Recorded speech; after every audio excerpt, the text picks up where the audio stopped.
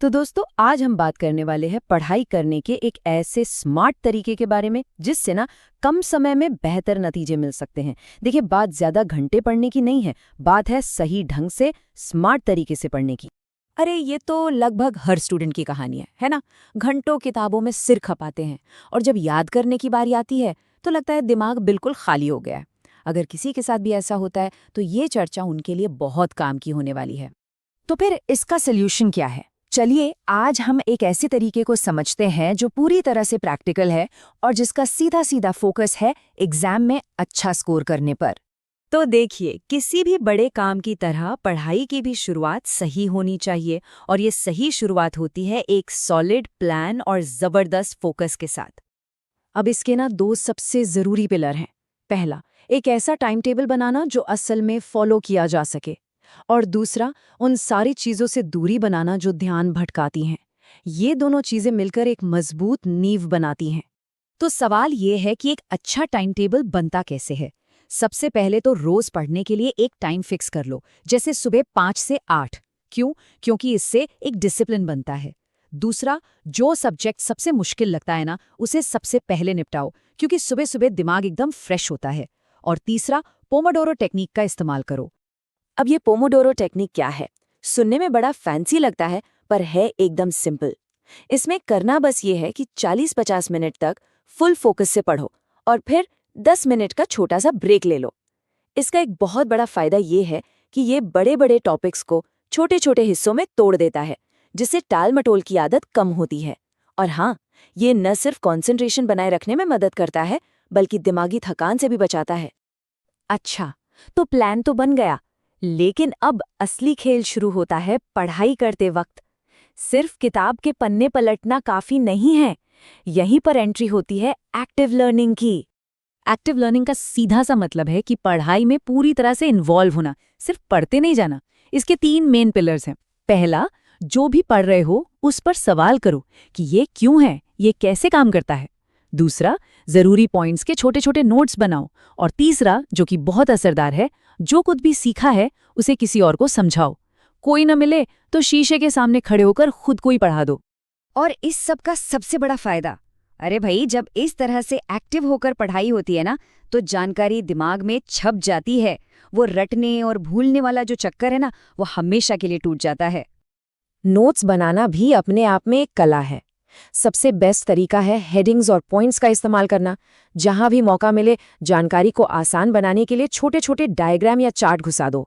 और हाँ, सबसे जरूरी जानकारी को हाईलाइट करना कभी मत भूलना, ताकि रिवीजन के टाइम उस पर तुरंत नजर जाए। ठीक है, तो पढ़ लिया, समझ लिया और नोट्स भी बना लिए, लेकिन अगर ये सब याद ही न रहे तो सारी मेहनत पानी में, है ना? तो चलिए अब बात करते हैं पढ़ी हुई चीजों को दिमाग में टिकाए रखने की कला के बारे में। ये स्लाइड बहुत कमाल की है। ये रिवीजन की पावर को दिखाती है। देखिए, सिर्फ एक बार का रिवीजन काफी नहीं होता, एक पूरा साइकिल फॉलो करना पड़ता है, जैसा कि यहाँ दिखाया गया है। पहला रिवीजन उसी दिन, दूसरा 3 दिन बाद और तीसरा 7 दिन बाद। इस तरीके को स्पेस्ड रेपिटेशन कहते हैं और इससे जानकारी शॉर्ट टर्म मेमोरी से निकलकर लॉन्ग टर्म मेमोरी में फिट हो जाती है। तो एक बात गांठ बांध लीजिए, बिना रिवीजन के सारी पढ़ाई लिटरली जीरो है, बेकार है। इसे पढ़ाई का सबसे जरूरी हिस्सा मानना चाहिए, कोई ऑप्शनल काम नहीं। स्मार्ट स्टडी का एक और सीक्रेट हथियार है पिछले सालों के क्वेश्चन पेपर्स, यानी PYQs। जरा इस टेबल को देखिए, ये साफ साफ दिखाता है कि PYQs के साथ और उनके बिना तैयारी करने में जमीन आसमान का फर्क है। PYQs के बिना पढ़ाई अंधेरे में तीर चलाने जैसी है, जबकि PYQs के साथ एग्जाम का पैटर्न समझ आता है, जरूरी टॉपिक्स पर फोकस बढ़ता है और सक्सेस के चांस कई गुना बढ़ जाते हैं। हमने अब तक दिमाग की बहुत बात कर ली, लेकिन एक सच ये भी है कि एक तेज दिमाग एक हेल्दी शरीर में ही रहता है। तो अपनी सेहत और लाइफ में बैलेंस को इग्नोर तो बिल्कुल नहीं किया जा सकता। ये कुछ चीजें हैं जिनसे कोई समझौता नहीं करना है। पहली, कम से कम 6 से 7 घंटे की गहरी नींद, क्योंकि सोते वक्त ही हमारा दिमाग सीखी हुई चीजों को प्रोसेस करता है। थोड़ी बहुत हल्की एक्सरसाइज या योगा शरीर और दिमाग दोनों को फ्रेश रखता है। दिन भर पानी पीते रहना भी बहुत जरूरी है। और सबसे बड़ा दुश्मन, मोबाइल फोन। पढ़ाई के टाइम या तो साइलेंट पर हो या फिर कमरे से ही बाहर हो। चलिए अब इन सब थ्योरी को एक प्रैक्टिकल एग्जाम्पल में लगाकर देखते हैं। मान लीजिए यूपीएसएससी एग्जाम की तैयारी कर रहे हैं, तो एक स्मार्ट स्ट्रैटेजी क्या हो सकती है? एग्रीकल्चर जैसे सब्जेक्ट के लिए कॉन्सेप्ट समझने के बाद खूब सारे एमसीक्यू सॉल्व करना, कंप्यूटर के लिए छोटे छोटे नोट्स बनाकर प्रैक्टिस करना, और जीके, उसका तो एक ही मंत्र है, रोजाना रिवीजन। हमने इतनी सारी बातें की, इतने सारे टिप्स देखे, लेकिन इन सब के ऊपर एक गोल्डन रूल है, एक ऐसा नियम जो इन सब चीजों को एक साथ बांध देता है।